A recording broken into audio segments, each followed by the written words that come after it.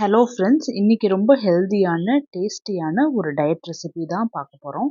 நம்ம சேனலில் அரிசி சேர்க்காம ப்ரோட்டீன்ஸ் ஃபைபர் ரிச்சான ரெசிபி தான் நான் போட்டுட்ருக்கேன். இது வெயிட் லாஸ் பண்ணுறவங்களுக்கு மட்டும் இல்லாமல் டயபெட்டிக்ஸ் இருக்கிறவங்களுக்கு கூட ரொம்பவே ஹெல்ப்ஃபுல்லாக இருக்கும்.